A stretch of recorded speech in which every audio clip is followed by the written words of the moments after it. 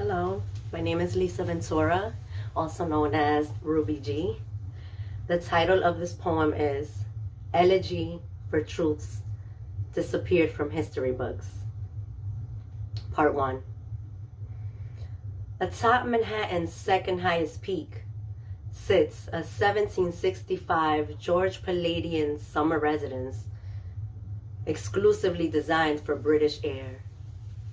A White House without much external flair, but with unmatched views of Harlem, of Hudson Harbor, a fortress for Colonel Roger and Mary Morris, the largest human dealers of their time.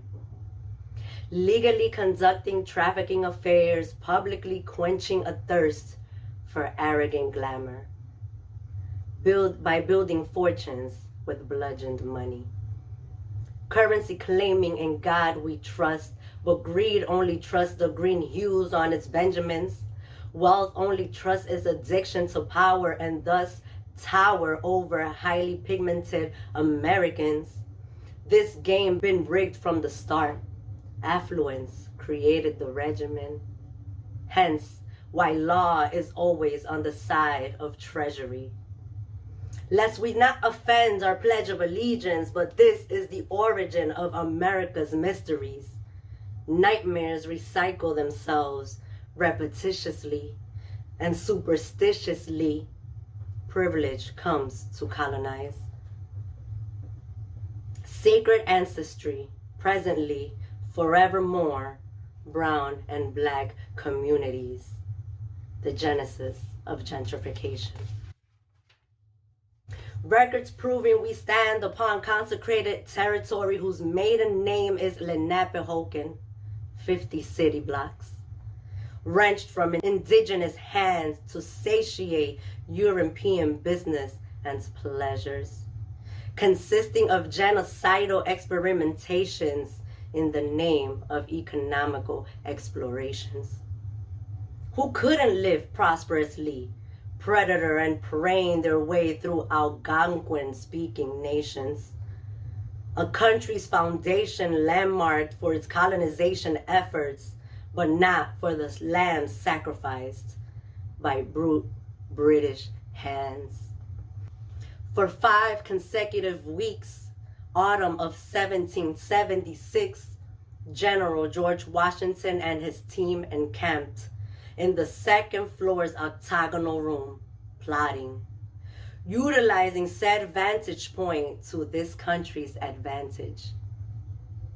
Part 2.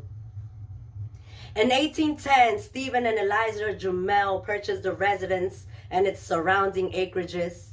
Later, Madame Jumel, a self-educated businesswoman and widow twice over, made a name for herself by marrying immigrant, but rich, only to be scorned by New York's haughty elite.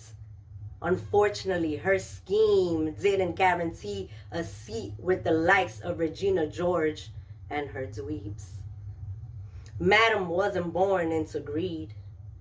Free as bald eagles on dollar bills, Eliza did not remarry and began to summer in Saratoga Springs, crossing paths with a free black family.